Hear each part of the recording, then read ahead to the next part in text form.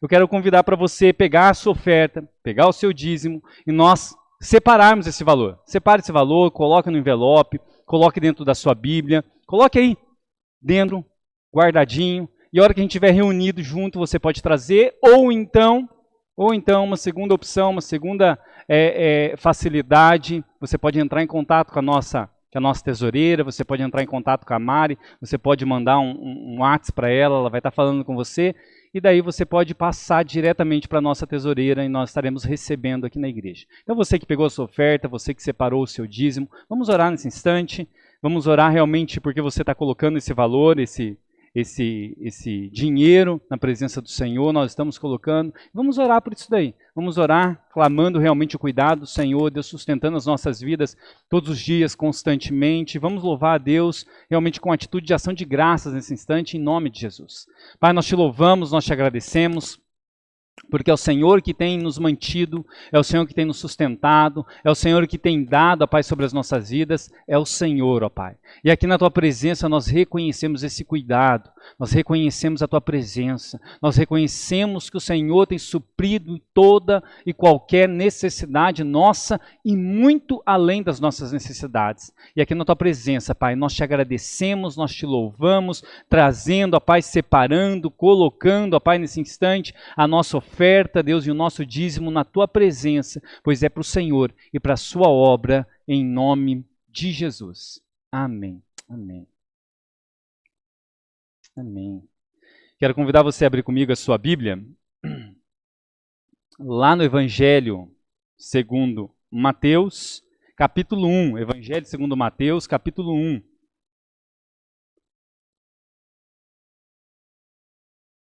Mateus,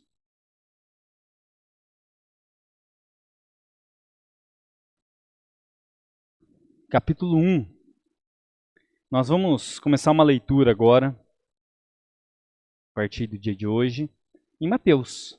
No Evangelho segundo Mateus, nós vamos começar, logicamente, pelo número 1. Capítulo 1, versículo 1. Nós vamos discorrer nesse texto. Mas antes da gente fazer a leitura desse texto, quero lembrar os irmãos, irmãs, amigos, que semana que vem é dia de ceia. Como habitualmente nós fazemos no primeiro domingo, é a nossa Santa Ceia. Nós vamos, da mesma maneira, nós vamos fazer a nossa Santa Ceia. Nós vamos ter esse momento de comunhão. Lembre-se que todas as vezes que nós consagramos, oramos e falamos a respeito da ceia, nós dizemos que ela é espiritual. Ela é um símbolo nas nossas mãos, o nosso cálice, o nosso pão. Ela é um símbolo nas nossas mãos de algo espiritual, manifesto por Deus, através do seu Espírito, nos nossos corações e na nossa vida. Nós tomamos ela por fé. E da mesma maneira nós vamos fazer, por mais que a gente esteja separado, nós vamos fazer a nossa ceia. Nós vamos ter aqui os nossos elementos, o pão, o nosso cálice, nós iremos consagrar, e você, na sua casa, você também vai ter o seu cálice, o seu pão, e nós vamos fazer esse momento de ceia. Você vai separar, então, você tem essa semana toda para você separar um pão, para você separar um suco, deixar separado, e no próximo domingo, no mesmo horário, como nós estamos fazendo, às 7h30, que é o nosso culto habitual, você vai ter o seu pão, você vai ter o seu cálice na sua casa, e nós iremos fazer a nossa comunhão. Nós iremos orar, nós iremos consagrar.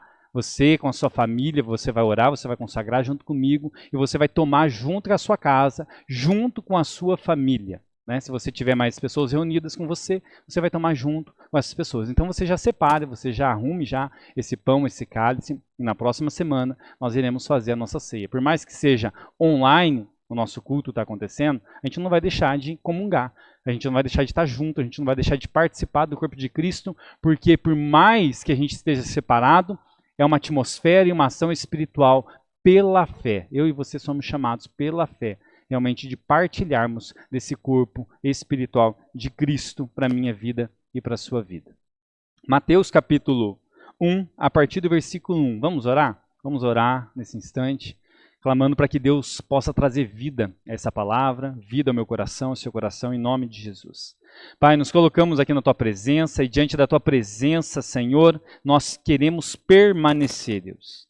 E nessa presença maravilhosa, Deus, que o Senhor já veio, já falou, já tratou os nossos corações, já nos deu essa oportunidade, essa noite, este lugar, ó Pai, cada um na sua casa, no seu lar, nós aqui, mas nesse instante que nós te louvamos, te bendizemos, reconhecemos a tua presença, nós queremos, ó Pai, permanecer com ela todos os dias, constantemente, mas nesse instante, nesse momento, ó Pai, em especial, nós queremos clamar para que o Senhor abra o nosso entendimento, ó Deus. Abra o entendimento de cada pessoa que nos ouve nesse instante. Abra o entendimento, Pai, de cada um no seu lar, na sua casa, Pai, que está nos ouvindo nesse instante. Retira dos nossos ouvidos, ó Pai, qualquer escama, qualquer impedimento de entender e compreender a Tua vontade, ó Pai. Nós queremos Te ouvir. Nós queremos, ó Pai, ter a Tua direção, nós queremos saber do Teu propósito, por isso traz vida, traz direção daquilo que é Teu para as nossas vidas, em nome de Jesus. Amém. Amém.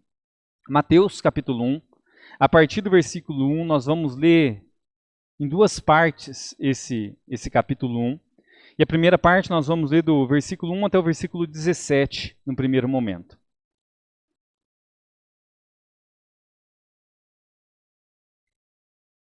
Diz o seguinte esse texto. Livro da genealogia de Jesus Cristo, filho de Davi, filho de Abraão. Abraão gerou Isaque, Isaque a Jacó, Jacó a Judá e a seus irmãos. Judá gerou de Tamar a Pérez e a Zera. Pérez gerou a Esrom, Esrom a Arão. Arão gerou a Aminadab, Aminadab a Nasson, Nasson a Salmão. Salmão gerou de Raabe a Boaz. Este, de Ruth, gerou Obed e Obed a Jessé. Jessé gerou ao rei Davi. E o rei Davi a Salomão, da que foi a mulher de Urias. Salomão gerou a Roboão. Roboão a Abias. Abias a Asa. Asa gerou Josafá, Josafá a Jorão. Jorão Uzias. Uzias gerou Jotão, Jotão a Acás, Acás a Ezequias. Ezequias gerou Manassés, Manassés a Amon, Amon a Josias. Josias gerou a Jeconias e aos seus irmãos no tempo do exílio na Babilônia. Depois do exílio da Babilônia, Jeconias gerou a Salatiel, Salatiel a Zorobabel. Zorobabel gerou Abiúde, e Abiúde a Eliaquim, Eliaquim a Zaor. Zaor gerou a Sadoc, Sadoc a Aquim, Aquim a Eliúde. Eliúde gerou Eleazer, Eleazer a Matã, e Matã a Jacó. E Jacó gerou a José, marido de Maria, da qual nasceu Jesus, que se chama o Cristo. De sorte que todas as gerações, desde Abraão até Davi, são 14. Desde Davi até o exílio da Babilônia, 14. Desde o exílio da Babilônia até Cristo, 14. A palavra do Senhor no texto do Evangelho de Mateus, capítulo 1, a gente leu a primeira parte, versículo 1 ao versículo 17. Talvez seja um dos textos que normalmente a gente gosta de pular, igual a gente vai lá em Crônicas. Em Crônicas também tem algumas genealogias ali, e muitas vezes nós desejamos pular essas partes. Habitualmente nós pulamos porque não entramos a fundo, não porque não conhecemos, mas porque não entramos a fundo na história de cada uma dessas pessoas. Algumas pessoas de todas as circunstâncias, de todo esse momento, em todas as genealogias, elas são alguém, geraram alguém e fizeram alguma coisa. Assim como eu e como você. Talvez passado 200, 300 anos, você e eu poderemos ser pessoas completamente desconhecidas. Alguém que simplesmente está na certidão de nascimento de outras pessoas. Nós fazemos parte apenas de uma árvore, aonde tem o nosso nome lá lançado, como você sabe, talvez a sua árvore, e nessa árvore de genealogia você reconhece avô, bisavô, e assim vai algumas gerações. E essas pessoas, e eu te pergunto qual é a história dessas pessoas? Eu e você temos história. Eu e você sabemos aquilo que nós vivemos e como nós vivemos. Eu e você temos dificuldades, e esse momento do dia de hoje, por exemplo, essa paralisação que nós estamos passando, ela é uma história que entra na nossa história. É algo que entra na linha do nosso tempo. E nós temos, então, as nossas histórias, como essas pessoas que, por mais que a gente possa querer desconhecer ou não conhecer profundamente as histórias de cada uma delas, elas viveram e tiveram algo, seja ruim ou seja algo bom, mas elas tiveram a sua história. E Mateus começa o seu evangelho querendo realmente destacar, mostrar, revelar para o judeu, especificamente, naquele tempo, naquele momento, para a comunidade judia, para os cristãos judeus que haviam se convertido ao cristianismo. Ele quer trazer para essas pessoas que conhecia e entendia muito bem o Antigo Testamento, sabia a respeito da promessa do Messias, a concretização dessa promessa. A concretização de algo que está acontecendo em Jesus, que é o Cristo, que se torna o Messias, que é o Messias. Então ele está querendo trazer para essas pessoas exatamente essa revelação, esse acontecimento. Cronologicamente, o nosso primeiro texto não é Mateus no Novo Testamento, mas ele está como primeiro texto para trabalhar como uma ponte entre aquilo que acontece no Antigo Testamento e aquilo que Jesus vem realizar e concretizar no Novo Testamento. E nesse momento de concretização, ele quer mostrar isso acontecendo através de Jesus. E a genealogia para o judaísmo, ela tem um peso. Ainda mais nesse instante, aonde o texto nos declara de uma forma muito clara o exílio babilônico e pós-exílio, a genealogia vem ter um peso muito maior para trazer legitimidade para as pessoas que de fato são judias, que de fato são, entre aspas, merecedoras ou participantes da herança de Abraão. Fazem parte daquela linhagem de Abraão.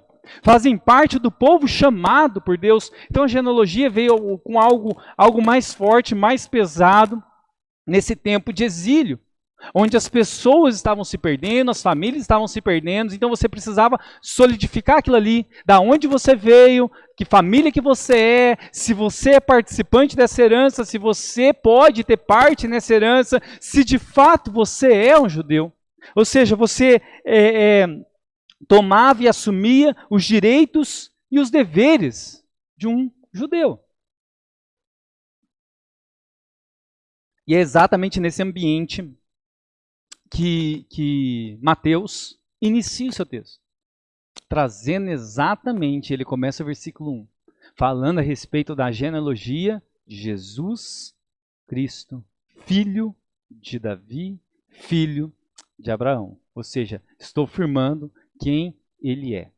E dentro da genealogia, a gente não pode fugir de algumas coisas.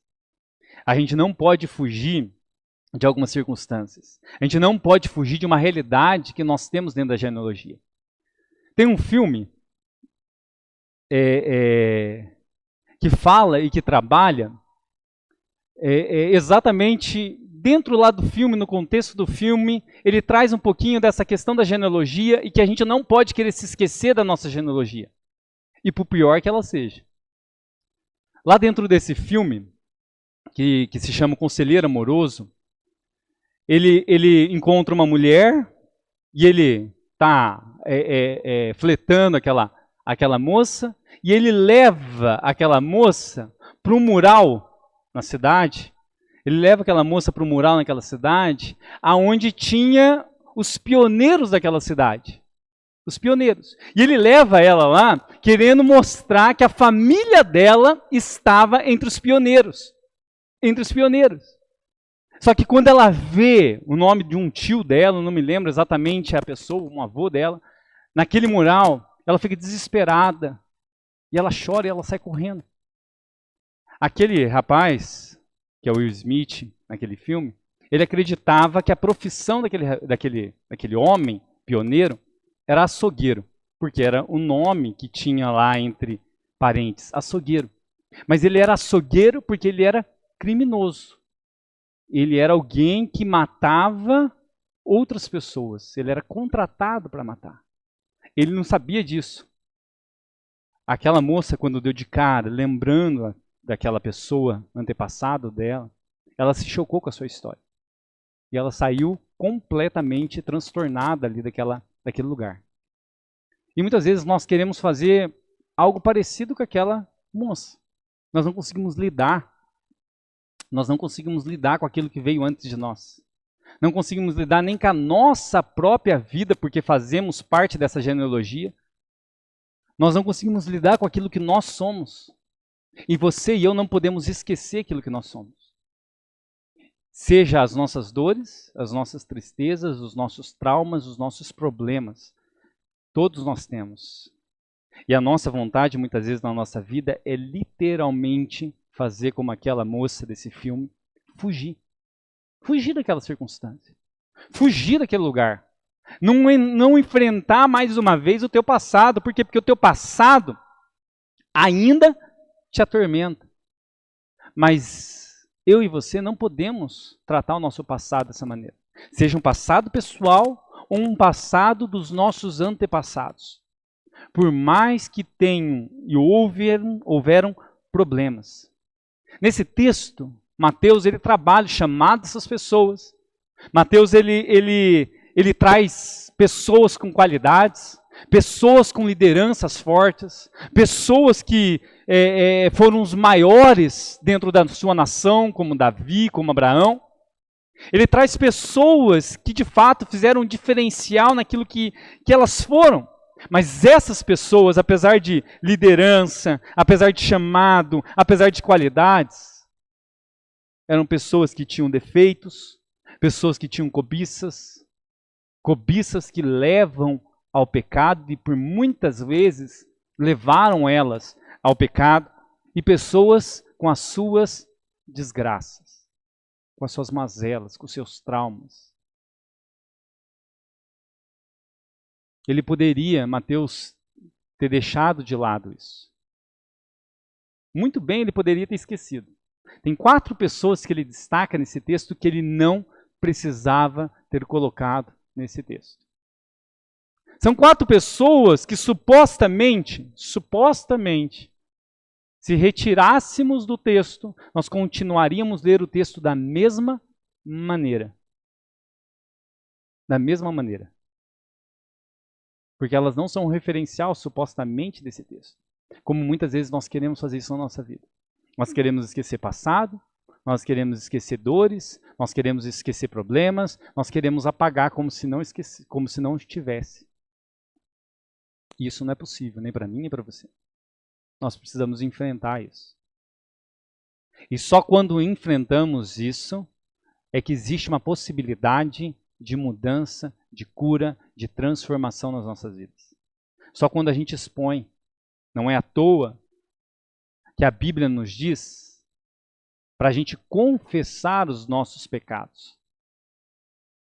E quando nós confessássemos os nossos pecados, uns aos outros, nós seríamos curados. Ou seja, são feridas, são dores, são traumas, são problemas que nós temos. Nós temos. E Mateus ele destaca essas 4 pessoas. A primeira pessoa que ele destaca, aqui nesse texto, nesse momento, ela se encontra ali no versículo 3. A primeira pessoa que ele destaca, Tamar. Tamar é a primeira pessoa que ele destaca. Tamar, ela se casou com o filho de Judá, E Judá, o filho de Judá, não pôde dar filhos para ela. Não deu filhos para Tamar. E Tamar viveu buscando isso, desejando isso como toda mulher daquele momento, daquela época. Ela queria isso. E ela não pôde ter filhos. E veio a morrer, veio a falecer, porque ele era mau e Deus permitiu que ele morresse. Na sequência, na lei que tinha, na lei de você assumir a esposa do seu irmão, a família do seu irmão, vem Onã, que é filho de Judá. Ele assume então Tamar, se casa com Tamar, mas ele deseja não dar filhos para ela. Porque ele pensa, se eu der filhos para Tamar, eu vou estar dando filhos para o meu irmão. Provavelmente eles tinham confusão. Não se amavam assim. Então, por conta disso, ele deseja e ele não tem filhos com ela. E por isso ele vem morrer também, Onã também vem morrer. E Tamar fica completamente desassistida diante dessa circunstância. O filho mais novo, o terceiro filho de Judá, ainda é novo. E ela fica completamente desassistida. Judá fala assim, olha, volta para casa dos teus pais, quando o meu terceiro filho for mais velho, então eu te chamo e você casa com ele, fica tudo certo. Mas Judá se esquece de Tamar lá na casa dos seus pais. Essa é a história. Essa é a história que você pode encontrar lá em Gênesis capítulo 38. Esse texto de Mateus, e eu já volto a falar de Tamar, esse texto de Mateus, ele começa a mostrar para nós, e é muito interessante a gente observar isso, que Jesus é ser humano, que Jesus é homem. Essa primeira parte que nós lemos, do versículo 1 ao versículo 17, ele quer destacar exatamente isso. Genealogia de Jesus Cristo. Ou seja, aquilo que faz com que ele venha de algum lugar. Que lugar que é esse que ele vem? Qual é essa linhagem que ele vem? Mateus quer destacar exatamente isso. Fala assim, Jesus foi ser humano. Jesus foi homem de dores e sabia o que era sofrer. Jesus viveu no mesmo mundo que eu e você. Muitas vezes nós queremos colocar Jesus apenas como um ser espiritual, e a gente entra num ambiente até perigoso, nesse ser espiritual, onde nós falamos que Jesus, dessa maneira, por ser apenas um ser espiritual, ou seja, ser um ser humano elevado, se a gente quiser pensar dessa maneira, e pensar dessa maneira que Jesus Cristo é um ser humano elevado diferente de mim, me faz dar legitimidade para o pecado. Me faz dar legitimidade para viver as minhas desgraças. Me faz dar legitimidade para eu fugir daquilo que me incomoda. Para eu fugir das minhas dores. Faz me dar legitimidade, porque fala, não, Jesus é diferente de mim. E muitas vezes, você talvez já tenha falado isso, como tantas vezes eu já ouvi, não, Jesus é diferente. Jesus é Jesus, mas ele é diferente de mim. Ou seja, ele conseguia e eu não consigo. Eu estou dando legitimidade para aquilo que eu sou, para os meus erros, para as minhas falhas, meu pecado. Mas Mateus está querendo falar, Jesus foi ser humano. Jesus foi ser humano. Jesus sabia o que era sofrer. Jesus, ele tinha uma linha de sucessão na vida dele. Humanamente falando, ele tinha essa linha que trazia ele para esse lugar, para esse momento. Jesus foi ser humano. Não se esqueça disso. Não fale que, olhando para Jesus, falando assim, ele pode fazer e eu não posso, ele conseguia, eu não consigo, colocando ele no patamar e trazendo legitimidade para os nossos erros. Ou para as nossas desgraças. Mas Jesus é feito exatamente como eu e como você, como essas pessoas, como as pessoas que nós olhamos nas outras genealogias, ser humano que está no meio desse ambiente. Ele faz parte desse mundo. Ele faz parte das nossas dores. E é exatamente no meio dessas dores que Mateus faz questão de não se esquecer na genealogia de Jesus, na humanidade de Jesus, Tamar. Tamar, esquecida, perdida. Uma mulher que tinha agora as amarguras da vida, vivendo na casa do seu pai e sabendo que o seu sogro Judá havia se esquecido dela. Ela se veste de prostituta, depois você consulta, lá em Gênesis 38, ela se veste de prostituta. E ela vai esperar o sogro dela passar por um caminho, que ela sabia que ele ia passar. E ele passa. Há uma espécie de oferecimento e ele fala que ele quer se deitar com ela. Ele se deita com essa nora. E ela engravida dele. Depois que ele fica sabendo, de 3 meses, que ele fica sabendo que Tamar está grávida, ele quer matar agora ela. Ele quer matar Tamar. Lembrando que Tamar não fazia parte do povo de Israel. Tamar era uma cananeia. ali daquelas regiões que ainda não eram e que não fazia parte daquele povo de Deus. E essa mulher está para ser morta, porque Judá agora decreta: você sabe que eu tinha que dar ao meu filho, você não esperou, agora você vai ser morta, porque você está traindo a o meu primeiro filho. E ele decreta essa morte para ela, para essa moça que se vestiu de prostituta.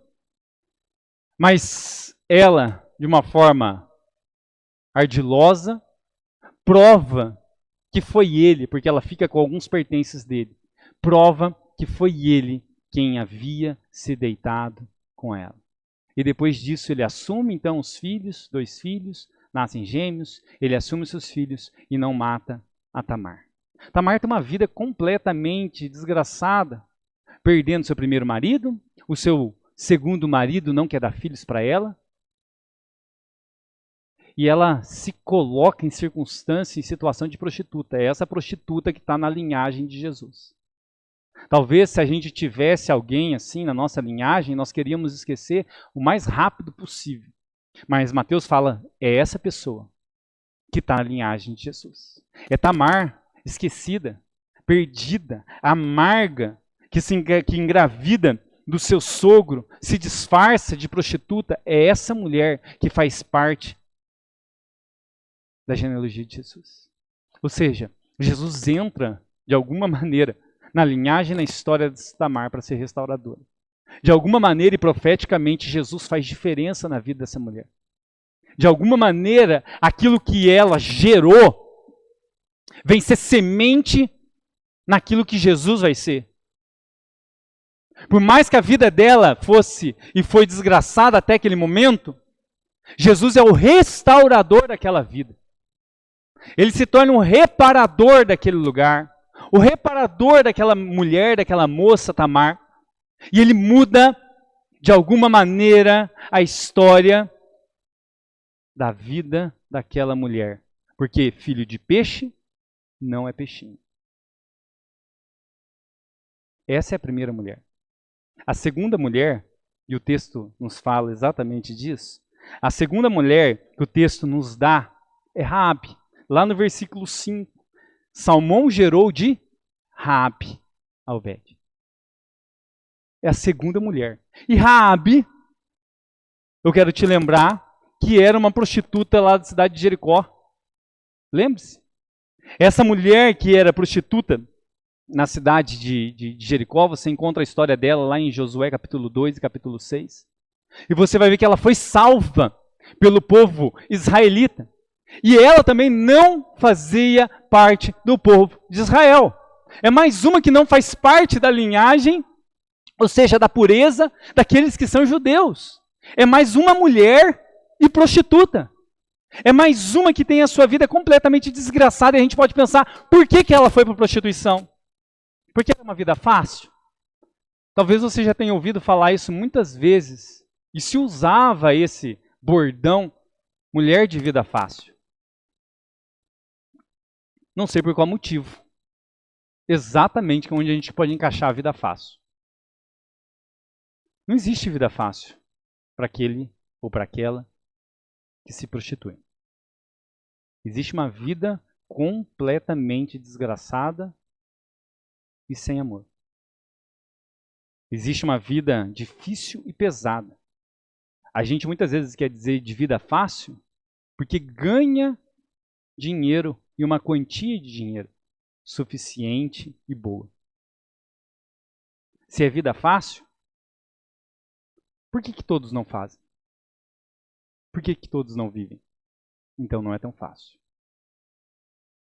Pode ser difícil e impactante ouvir isso, mas é verdade. Muitas vezes nós usamos algumas coisas, alguns bordões, que a gente não é consciente daquilo que nós falamos. O que levou essa mulher? Será que ela perdeu seu marido, perdeu a casa? Ela foi tomada como dívida do seu marido e agora ela se tornou prostituta? O que aconteceu? O que fez com que essa mulher vivesse essa circunstância? O que fez com que ela entrasse exatamente nesse ambiente de prostituição e vivesse essa vida completamente perdida, difícil, complicada, se prostituindo dentro de uma cidade chamada Jericó? A Bíblia vai destacar a fé dessa mulher em Tiago, em Hebreus, depois, falando exatamente daquilo que foi transformado pela fé na vida dela. Ou seja, ela acolhe 2 espias na sua casa, que vão espiar a cidade. Ela tira eles de lá, correndo risco de morte. E ela é salva, e a casa dela é salva. Pela fé, porque ela creu no Deus daquele povo. Jesus fez diferença e não se esqueceu de Raabe. Mateus poderia ter deixado de lado, ignorado Raabe. Para que colocar Raabe nessa história? Salmão gerou Boaz. Você e eu não precisamos saber de quem. Mas não, nós precisamos saber de quem, porque a nossa história não pode ser escondida. A nossa história precisa ser vista, percebida para ser tratada. Assim como aquela mulher foi tratada. Assim como ela foi restaurada, mais uma que não era israelita, foi restaurada a comunhão. Mais uma que não podia, agora foi. Mais uma que tinha sua vida amarga, difícil e complicada, agora recebeu uma possibilidade. Mais uma. Em Cristo Jesus, filho de peixe, não é peixinho. Terceira pessoa, o mesmo versículo 5 destaca. Ruth gerou a Obed. Boaz, com Ruth, gerou Obed. Ruth, você lembra? Ela foi vó de Davi, do rei Davi. E Ruth é outra que teve a sua vida completamente perdida, desgraçada. Completamente aniquilada. Ela casa-se com um dos filhos de Noemi, vão embora daquele país, do território de Israel, começam a ter dificuldades no lugar de Israel, que faz com que eles vão. Naquele lugar, o marido primeiro morre, de Noemi, depois os 2 filhos de Noemi morrem. Um casado com Orfa e o outro casado com Ruth. Nesse instante, nesse momento, as 3 se verem perdidas. E Noemi aconselha as 2, volta para casa de vocês e lá vocês refazem a vida, porque eu não posso dar mais filhos para que vocês casem, porque eu já sou velha. Não tem condição. Uma volta e Ruth decide andar, falando assim, eu vou junto com você, porque eu assumi um Deus junto com você e eu vou onde você for. E é essa Ruth e Noemi que estão exatamente direcionadas ou condenadas para mendigar e se tornarem novas prostitutas. Por quê? Porque não tinha condição. Como que você ia viver? Quem daria trabalho?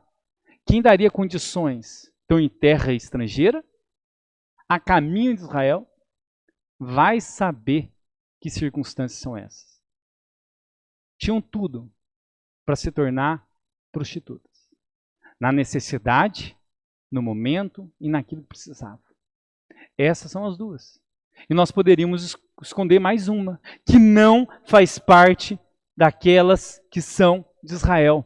Uma moabita, Ruth. Ela não era de Israel. E ela entra na história de Israel. Ela faz parte exatamente desse caminho que Jesus é. E que Jesus se torna o Cristo. Eu e você poderíamos esquecer isso do nosso passado, aquele momento difícil, aquela circunstância complicada, aquela angústia que eu passei, aquele problema que veio sobre mim. Eu posso querer esquecer, literalmente, apagar, mas eu não posso.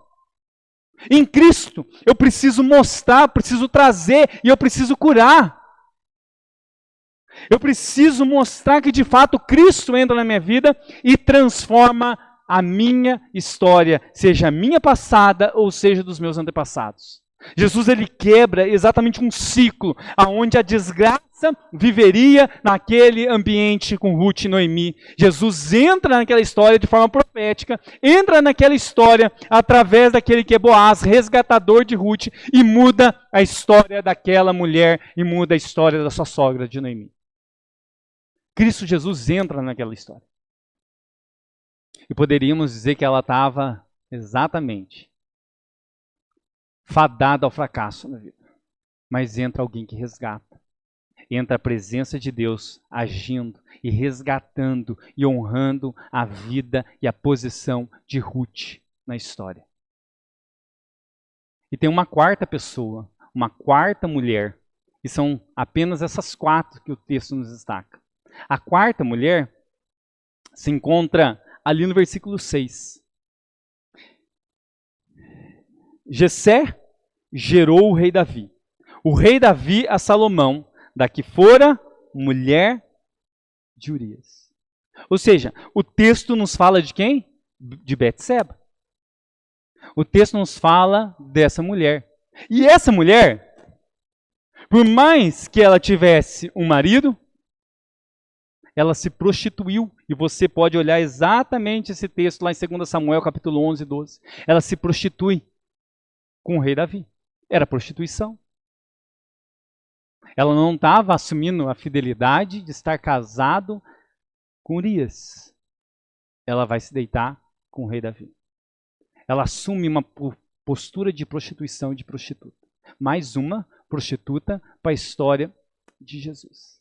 A história de Jesus, e aquilo que Jesus é, ele não tem problema nenhum lidar com quem se prostitui, com quem se droga, com quem se perde em qualquer esquina que você conheça, com qualquer ladrão, ou com qualquer um que rouba, mata, e até que abuse sexualmente de qualquer pessoa. Eu e você temos dificuldade. Mas Cristo não tem essa dificuldade.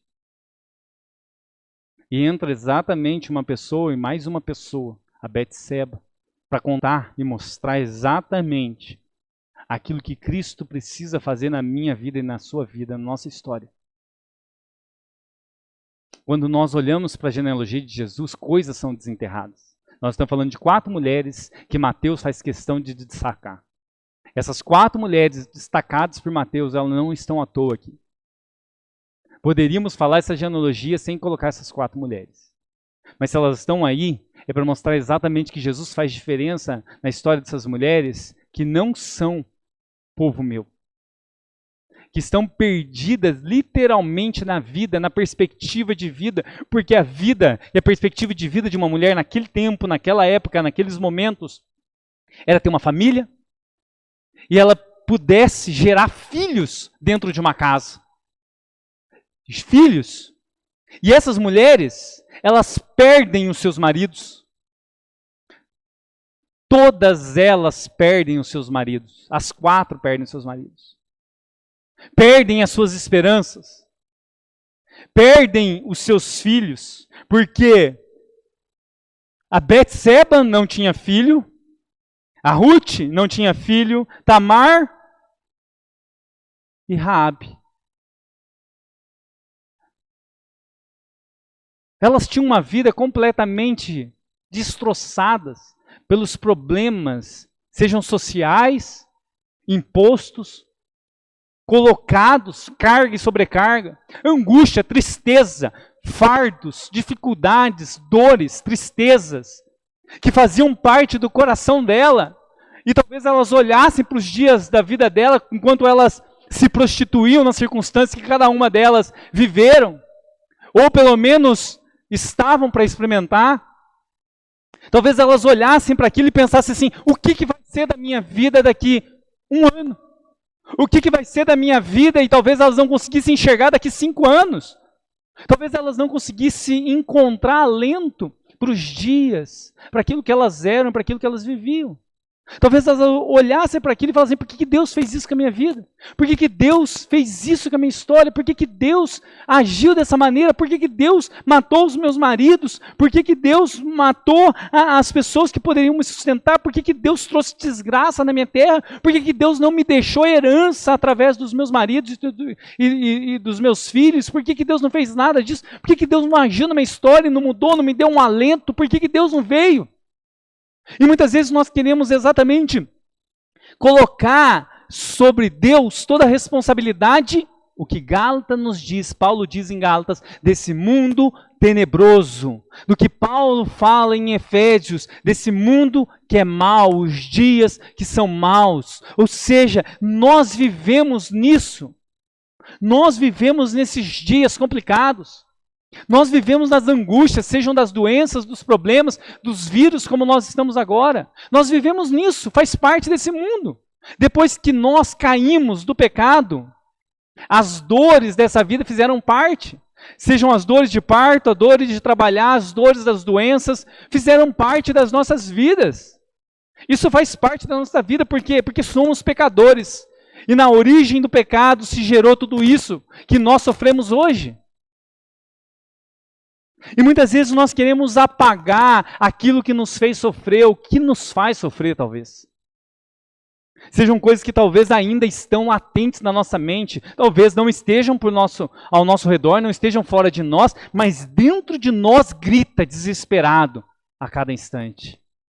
E muitas vezes nós queremos esconder da nossa genealogia, retirar Tamar, Raabe, Ruth ou Betseba da nossa genealogia. Nós queremos tirar aquilo que nos dá vergonha, nós queremos tirar aquilo que nos fez pecar, nós queremos tirar aquilo que nos gera culpa, nós queremos tirar de nós aquilo que gera angústia, nós queremos tirar de nós aquilo que era responsabilidade nossa, nós queremos tirar de nós os nossos pecados e as nossas dores, nós queremos tirar tudo da nossa genealogia e esquecer. Mas não é assim que Deus faz. Eu e você fazemos. Jogamos para baixo do tapete, mas Jesus não faz. Jesus não faz. Você vai ver Jesus tratando exatamente isso em cada uma das pessoas que ele encontra e que ele conhece. Ele não joga para baixo do tapete. Eu e você queremos jogar. Eu queria que você olhasse, nós vamos parar exatamente aqui no capítulo, no versículo 17. Mas eu queria que você olhasse agora na sua casa, aonde você está. Eu queria que você olhasse espiritualmente para o tapete que você tem. Espiritualmente você tentasse, não é tão simples e tão fácil, mas você tentasse levantar esse tapete da sua vida, de coisas que você quis jogar para baixo, de coisas que você quis esconder, coisas que talvez não sejam tão perceptíveis assim das pessoas que te cercam, mas que de alguma maneira você quis completamente aniquilar da tua genealogia ou da tua história. São coisas que Cristo não quer fazer.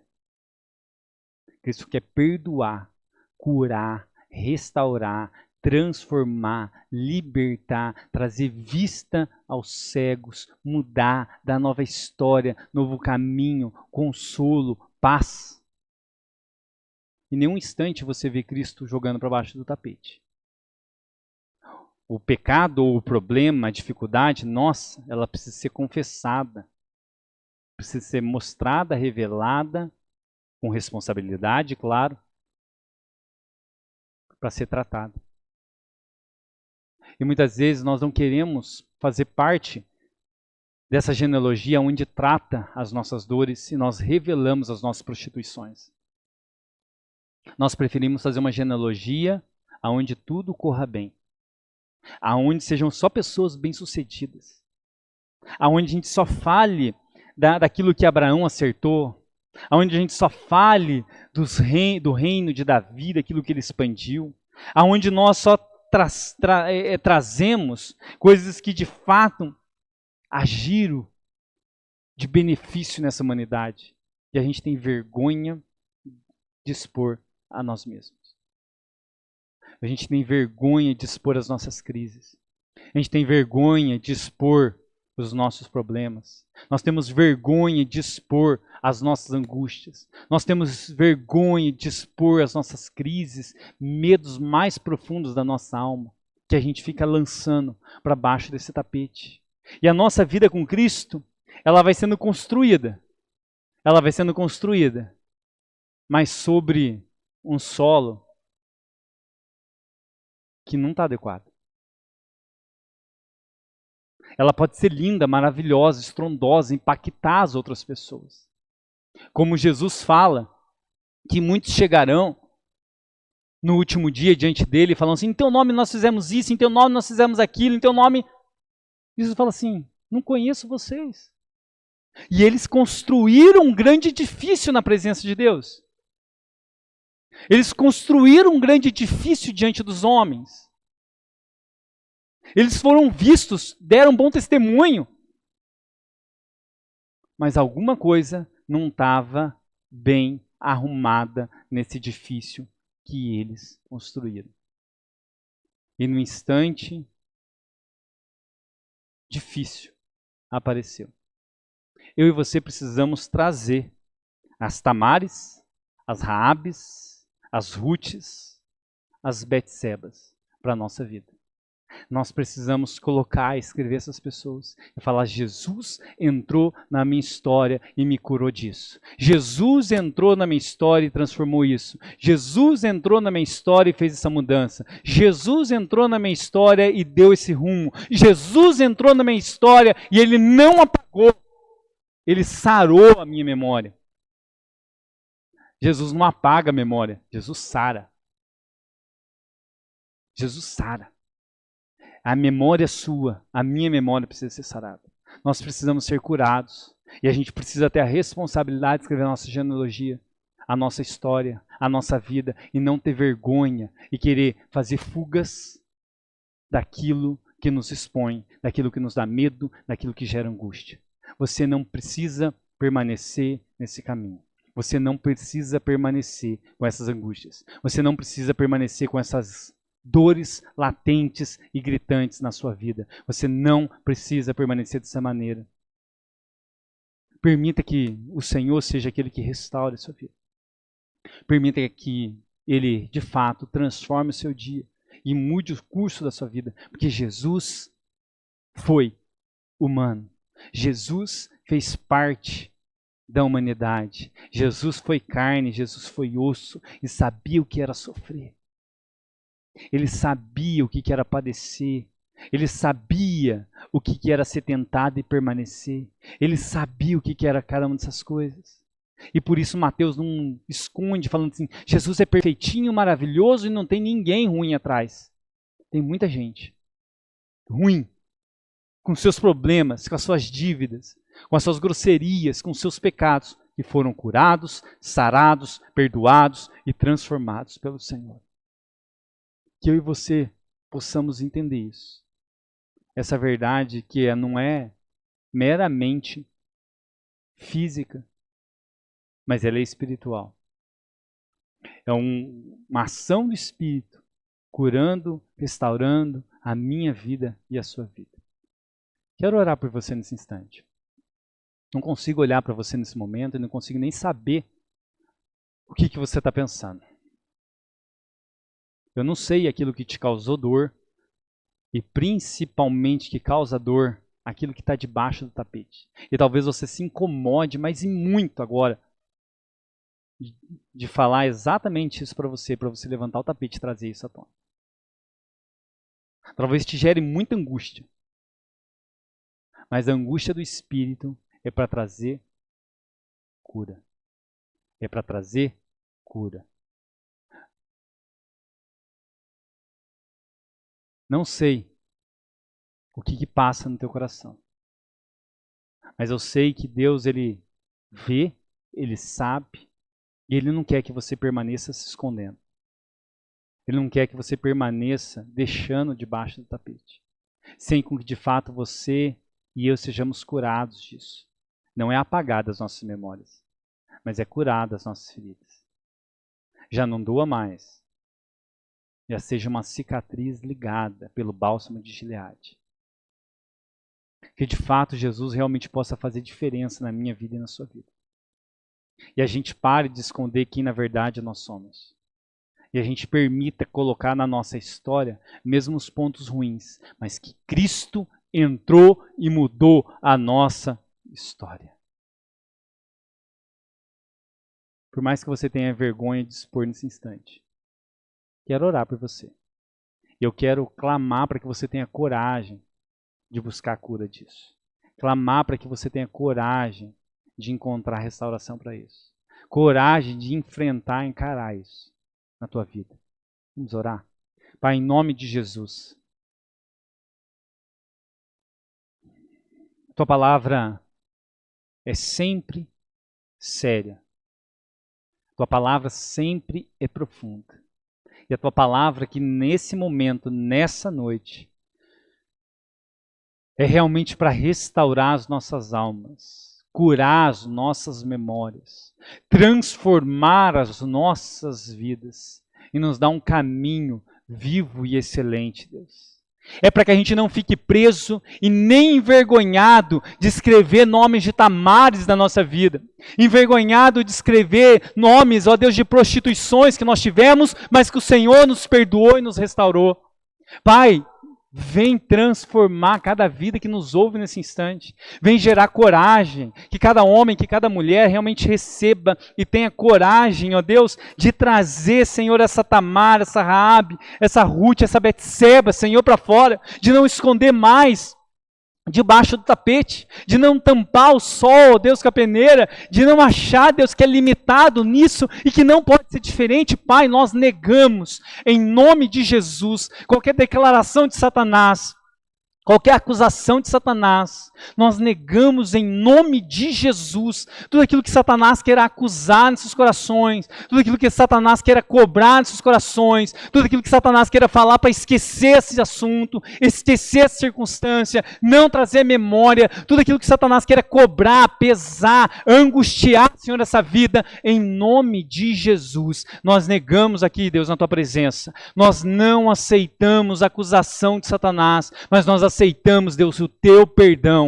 Nós desejamos pelo Teu perdão, nós desejamos pela Tua restauração, nós desejamos pela Tua mudança, nós desejamos, ó Deus, por uma vida nova, nós desejamos por um consolo, nós desejamos que o Senhor tampe, feche, sare, Senhor, essa ferida e se torne apenas uma cicatriz, aonde nós lemos, lembramos, falamos e testemunhamos, e isso não nos mata, isso não nos envergonha, isso não nos cobra. Pai, em nome de Jesus, gera um tempo novo, um tempo de restauração em cada coração, um tempo de mudança em cada vida, um tempo de caminho novo e vivo diante de Ti, em nome de Jesus, ó Pai.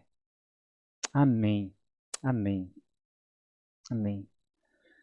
Reescreva a tua história em Cristo Jesus.